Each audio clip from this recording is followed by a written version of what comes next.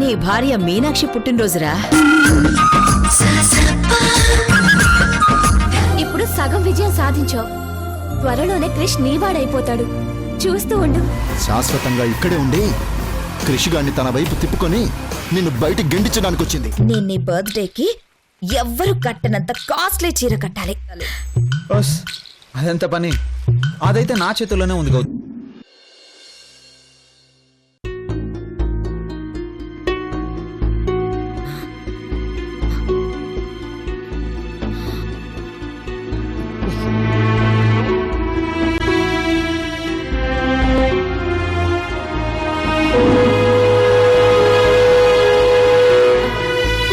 Time 10 అవుతుంది. అక్క ఇంకా లేవలేదు. అక్క అక్క అక్క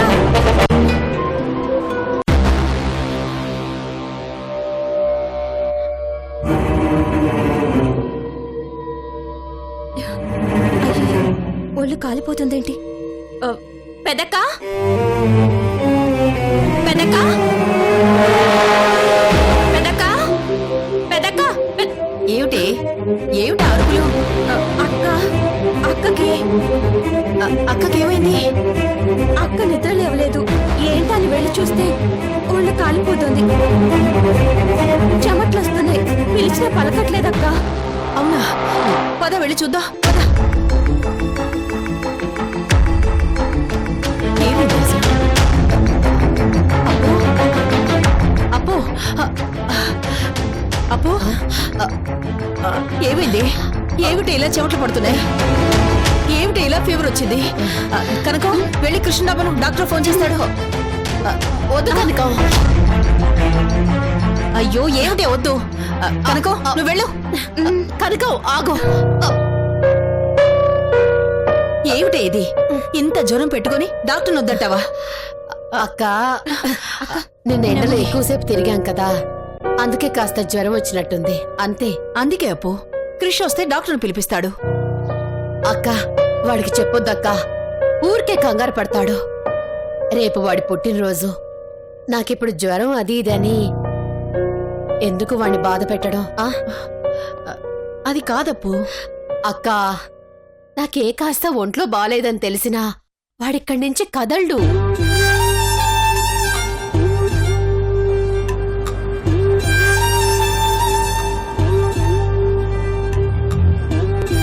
అక్క మొదటిసారి కోడలి పుట్టినరోజు మన ఇంట్లో మన చేతుల మీదుగా చేసే అవకాశం వచ్చింది. పైగా ఒకే రోజు ఇద్దరు పుట్టారు. ఈ సంతోష సమయంలో ఇలాంటి చిన్న విషయాలు వాళ్ళకి చెప్పడం ఎందుకు? మీరెళ్ళి ఆ ఏర్పాట్లు చూడండి. అప్పు నిన్నీ పరిస్థితుల్లో వదిలే. అక్క నాకేమవుతుందక్క? 10 నిమిషాలు రెస్ట్ తీసుకుంటే మీతో పాటు అన్ని పనులు చేసేస్తాను. వెళ్ళండి. నా గురించి ఆలోచించకండక్క. వెళ్ళండి. అప్పు నేను అక్క వెళ్ళండి అక్క. నువ్వు వెళ్ళి మన ఇంట్లో టాబ్లెట్స్ ఉన్నాయిగా అవి తీసుకురా. అలాగే అక్క. నువ్వు ఇలా కూర్చో. అలా కూర్చొని పడుకో.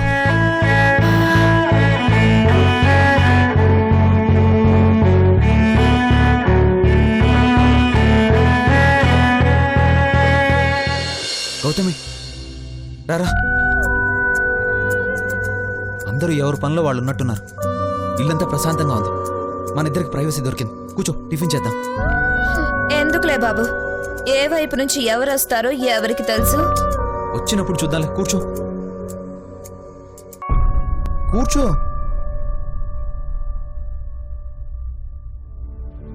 టిఫిన్ పెట్టు. నేనా? ఇంకా నయం తినిపించమని అడగలేదు. అదేంటి గౌతమి? క్రిష్ గాడిద పని గాడిద చేయాలి, గుర్రం పని గుర్రం చేయాలి. అయినా ఇవన్నీ చేయడానికి ఇంట్లో స్పెషల్ సర్వెంట్ ఉంది కదా. ఏమంటున్నావు గౌతమి? క్రిష్, మనం ఇలా మొగుడు పెళ్ళాల్లా కూర్చుని టిఫిన్ చేస్తుంటే సర్వెంట్లా మీనాక్షి మనకి వడ్డిస్తుంటే ఊహించుకుంటేనే ఎంత బాగుందో కదా. గౌతమి అది నా కోరిక తీర్చలేవా? అది కాదు గౌతమి. నువ్వు చెప్తే చేస్తుంది. పిలు క్రిష్. మీనాక్షి ఇలారా. నిన్నే పిలుస్తున్నాడుగా, వినిపించట్లేదా?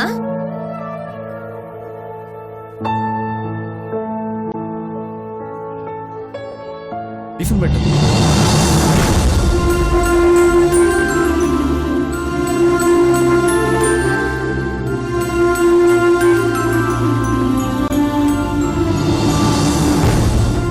హలో, టిఫిన్ పెట్టు.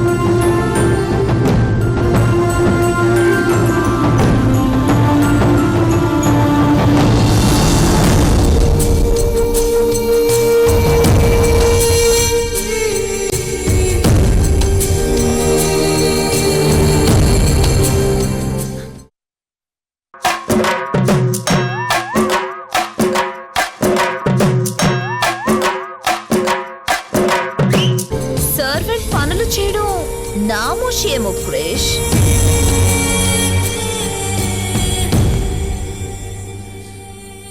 గౌతమికి వడ్డించమని బొట్టు పెట్టి చెప్పాలా? అయ్యో ఎంత మాట అండి. అతిథి దేవోభవ అన్నారు. చుట్టుపు చూపుగా వచ్చి వెళ్లే వాళ్ళకి మర్యాద చేయడం నా ధర్మం కదండి.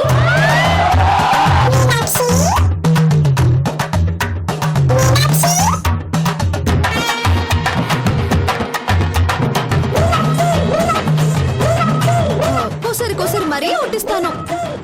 అయ్యో ప్లేట్ తిప్పుకొని తినండి. తినండి.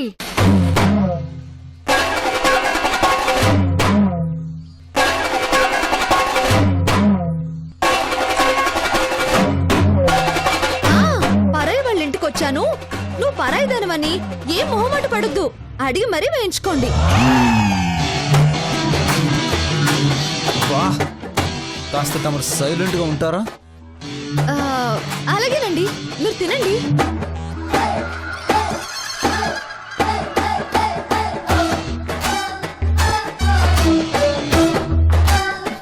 క్రిష్, ఇలా మనిద్దరం కలిసి టిఫిన్ చేయడం నాకు చాలా హ్యాపీగా ఉంది. ఇలాంటి అదృష్టం అందరికీ నిజమే నిజమే నిజమే. కానీ ఇలాంటి పరిస్థితుల్లో చూడవలసిన వాళ్ళు చూస్తే అదృష్టం కాస్త గాడిదలు కాస్తుంది. జాగ్రత్త. అయ్యో అయ్యో, నెమ్మదిగా తినండి. వాటర్ వాటర్ వాటర్ తాగండి.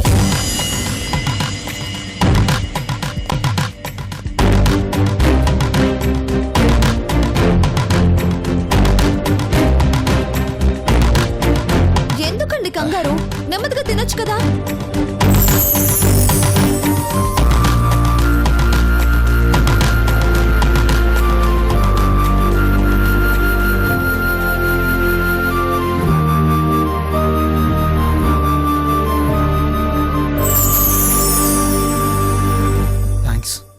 అయ్యో, మీరు నాకు థ్యాంక్స్ చెప్పడం ఏంటండి? హలో, మరీ అంత ఓవర్ యాక్షన్ చేయకు. హ, నిన్ను నటించమని పిలిస్తే నువ్వేమో జీవించేస్తున్నావు. నువ్వెంత జీవించినా నీ లైఫ్ అంతా తిరస్కారమే కాని పురస్కారం ఉండదు. నా అనే వాళ్ళకి నా చేత్తో వడ్డించాను, అంతకన్నా పురస్కారం ఏముంటుంది?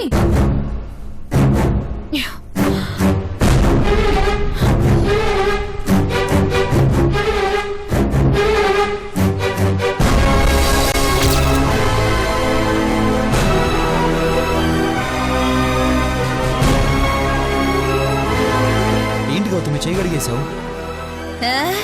కడుపు నిండిపోయింది. ఏమైంది? పెట్టే చేతిని బట్టి దాని రుచి ఉంటుందంటారు. వడ్డించింది ఈవిడ గారు కదా. టిఫిన్ చాలా చండాలంగా ఉంది. అవునులే, వెనకటికెవరో కక్కేదాకా తిని గారెలు చేదుగా ఉన్నాయన్నారట.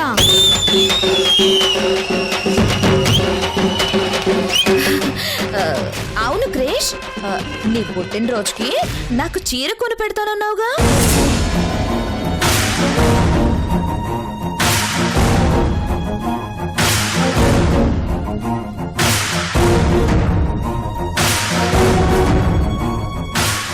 మాట్లాడదేంటి క్రిష్?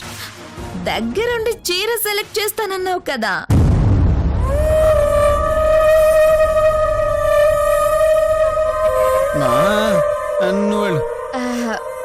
క్రిష్, నేను షాప్ దగ్గర నీ కోసం వెయిట్ చేస్తుంటాను.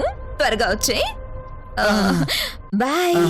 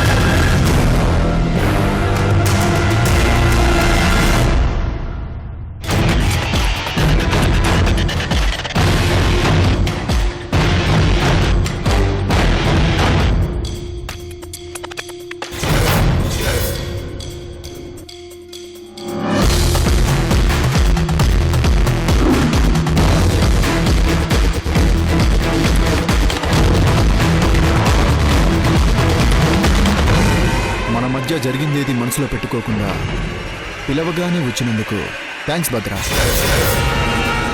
పిలవగానే వచ్చింది నీతో చేయి కలపడానికి కాదు, నీ చేతులు విరిచేయడానికి.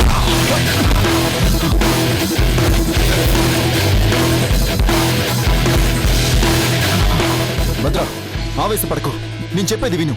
ఏంట్రా నువ్వు చెప్పేది నేను వినేది? భద్రా రేయ్, స్నేహితుడు అని నమ్మాన్రా, కానీ నువ్వు నా నమ్మకం మీద దెబ్బ కొట్టావు. నీ ఫ్యామిలీ కోసం నన్ను కోమాలోకి పంపావు. ఇప్పుడు నిన్ను ఏకంగా పైకి పంపిస్తాన్రా. ఏయ్! సంధికి పిలిచాను కాబట్టి సహనంగా ఉన్నాను. రెచ్చిపోయావో నా చేతిలో చచ్చిపోతావు.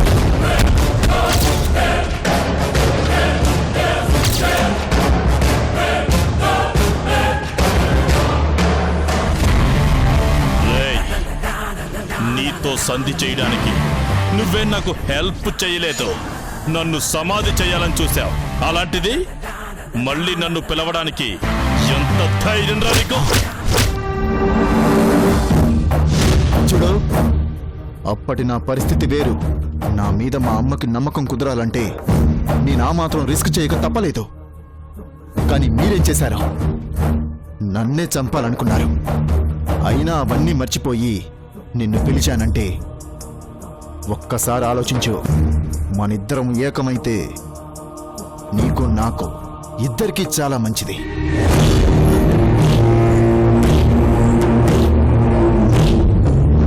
నాకు కావలసింది మంచి చెడులు కాదు, నీ మరణం. నీ ఫ్యామిలీ పతనం. ఆకలితో ఉన్న పులిలా అదును కోసం ఎదురు చూస్తున్నాన్రా. ఇక నా వేట నీతోనే మొదలు పెడతాను. రేయ్! నన్ను టచ్ చేయడం అంటే కరెంటు తీగని ముట్టుకున్నట్టే. మాడిపోతావు. ఆవేశం తగ్గించుకొని చెప్పేది వింటే సేఫ్లో ఉంటావు. కాదని కాలు దువ్వితే గోతిలో ఉంటావు. రేయ్! రేయ్! రేయ్! రేయ్!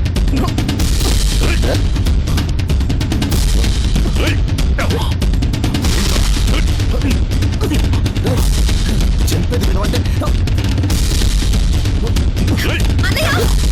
ఏంట్రా? చెప్పేది వినవండి. అన్నయ్య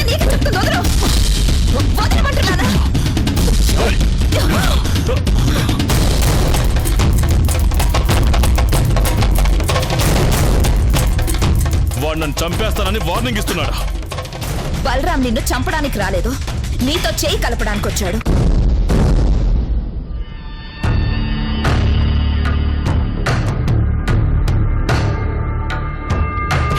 ఇలాంటిదేదో జరుగుతుందని ముందే ఊహించాను.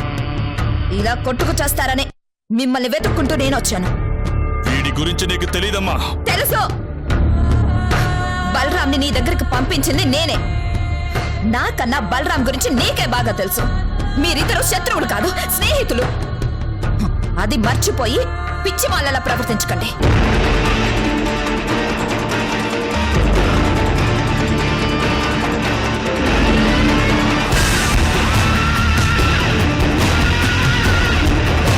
నీకేమో ఆవేశం ఎక్కువ, ఇతనికేమో ఆలోచన తక్కువ. నువ్వు శత్రువు అనుకుంటున్న మనిషి నిన్నెందుకు పిలిచాడో నువ్వు ఆలోచించలేదు. పిలవగానే నువ్వెందుకు వచ్చావో ఇతను ఆలోచించలేదు. మనం కొట్టుకు చేస్తే ఆ కుటుంబం పండగ చేసుకుంటుంది. పర్వాలేదా? లేదు, అలా జరగడానికి వీల్లేదు. ఆ కుటుంబం నాశనం అవుతుంది అంటే తేనె పట్టును కూడా ముద్దు పెట్టుకోవడానికి నేను రెడీ. నా పగ తీరుతుంది అంటే ఎవరితోనైనా చేతులు కలపడానికి నేను రెడీ. బలరాం, ఏం చేయమంటావో చెప్పు. భద్రా, ఓ ఆడదాని వల్ల మీ నాన్న కల స్పాయిల్ అయింది. ఎమ్మెల్యే పదవి చేజారింది. పోలీస్ స్టేషన్ మెట్లెక్కని మీ నాన్న జైల్లో కూర్చోవాల్సి వచ్చింది. అందుకు ప్రతీకారంగా నువ్వు మీ నాన్న మీనాక్షిని చాలా సఫర్ చేశారు. కానీ అది ప్రాణాలతో బయటపడింది. కానీ ఇప్పుడు ప్రాబ్లం మీనాక్షి కాదు. నీ బలం చూపించాల్సింది మీనాక్షి మీద కాదు, అదే నా శత్రువు. అందుకు మీ చెల్లెలు తన సాయశక్తులా కృషి చేస్తుంది. ఆడదాన్ని దెబ్బ కొడితే మగతనం కాదు భద్రా.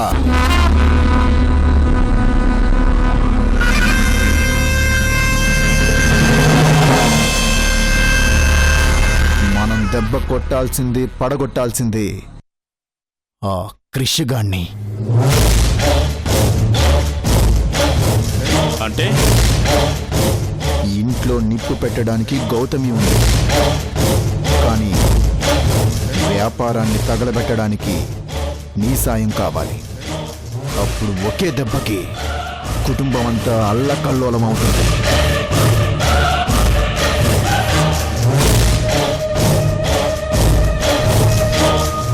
అప్పుడు మనిద్దరి పగ ఒకేసారి తీరుతుంది. ఏం చేద్దాం బలరాం, ఏం చేద్దాం? ప్లాన్ నేను చెప్తాను, కానీ నువ్వు పూర్తి చెయ్యి. రేపు వాడి బర్త్డేకి మనం ఇచ్చే గిఫ్ట్ వాడి జన్మలో మర్చిపోకూడదు. డన్ బలరాం.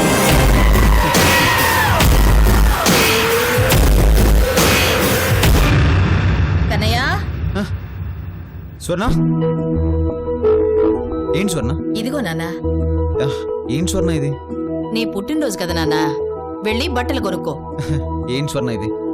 నేను నా చిన్నపిల్లన్నా, అయినా నువ్వు నాకు డబ్బులు ఇవ్వాలా? కన్నయ్య, నువ్వు ఎంత ఎదిగినా నాకు చిన్నపిల్లాడివేరా. ఇన్నేళ్ళు నీకు దూరంగా ఉండిపోయాను. నా చేత్తో నీకేది ఇవ్వలేకపోయాను. అందుకే ఈ పుట్టినరోజైనా నా చేతుల మీదుగా జరిపిస్తే అదో తృప్తి. ఓకే స్వర్ణ, నువ్వు చెప్పినట్టే చేస్తాను. అవును, అమ్మేది? పడుకుంది నాన్నా. పడుకుందా? ఈ టైంలో పడుకోవడం ఏంటి? ఏ లేదురా, నిన్న కాస్త ఎండలో తిరగాల్సి వచ్చింది కదా, నీరసంగా ఉండుంటుంది. అందుకే రెస్ట్ తీసుకోమని చెప్పాను. డాక్టర్ని పిలిపించు. అరేరే, ఎందుకురా? నేను చూశాను కదా, రెస్ట్ తీసుకుంటే సరిపోతుంది. డిస్టర్బ్ చేయడం దేనికి? సరే స్వర్ణ, నేను బయలుదేరుతాను. మీనాక్షిని కూడా తీసుకెళ్ళరా.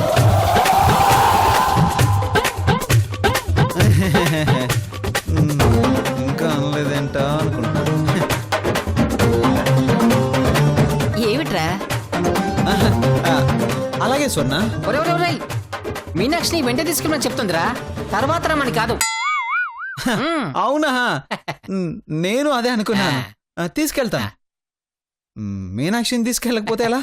అసలే ఇద్దరం ఒకే రోజు పుట్టాము. భార్యాభర్తలు కూడా. Born for each other. మర్చిపోయావా బాబాయ్? నీకు గుర్తుంది కదా, అది చాలు. తీసుకెళ్తాను స్వర్ణ. మీనాక్షిని తీసుకెళ్ళి దగ్గరుండి ఏం కావాలంటే అది కొని పెడతాను. నా బంగారమే. మీనాక్షి వెళ్ళమ్మా. వద్దులేండి అత్తయ్య. అదేమిటమ్మా? అంటే ఆయనకి కొన్ని ప్లాన్స్ ఉంటాయి. ఎవరితో మీటింగ్ ఉందో, ఎవరితో డేటింగ్ ఉందో. డేటింగా? కాదత్తయ్య, చాటింగ్. ఆఫీస్ లో ఎవరితోనైనా మీటింగ్ ఉందేమో, మధ్యలో నేనెందుకని. చూడమ్మా, మీటింగులు చాటింగులు అన్నీ నీ తర్వాతే. పని అనేది జీవితంలో ఒక భాగం మాత్రమే. జీవితమే పని అయిపోతే మనుషులు యంత్రాల్లా మారిపోతారు. చండాలంగా ఉంటుంది. మీ ఇద్దరి మధ్యలో పని అనేది అడ్డం రాకూడదు, సరేనా? వెళ్ళండి. వీళ్ళ మధ్య పని అడ్డుగా ఉండదు పెద్దదునా, పనికి మాలోళ్ళు అడ్డుగా ఉంటారు.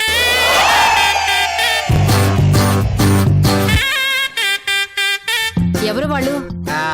పెద్దదునా అది. ఇంకెవరు?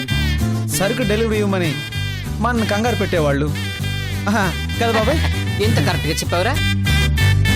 వాళ్ళందరినీ వదిలేయ్. వదిలేస్తా స్వర్ణ. రేయ్, వదిన గారు చెప్పింది పనికి మాలోళ్ళని, అది కూడా తెచ్చుకో. ఏ మీనాక్షి? ఆయనేమంటారో మరి. నేనేమంటాను? ఓకే అంటాను. ఎంచక్కా వెళ్ళి షాపింగ్ చేసుకురండి. అలాగే స్వర్ణ. పద. ఊరే కన్నయ్య, మర్చిపోయాను. నువ్వు ఎక్కడెక్కడికో తెలియని షాపులకు వెళ్ళకు. మనకి తెలిసిన షాప్ ఒకటి ఉంది, అదే కుక్కటిపల్లిలో గాయత్రి టెక్స్టైల్స్. వాళ్ళకి ఫోన్ చేసి చెప్పాను నా కొడుకు కోళ్ళు వస్తున్నారని. ఆహా, చెప్పావా స్వర్ణ? పెద్దదిన చాలా షార్ప్ రా. వాళ్ళు మనకు బాగా దగ్గర వాళ్ళరా. మీకు కావలసిన బట్టలన్నీ చూపిస్తారు. మీకు ఎన్ని నచ్చితే అన్ని తెచ్చుకోండి. ఆహా, అలాగే అలాగే అలాగే.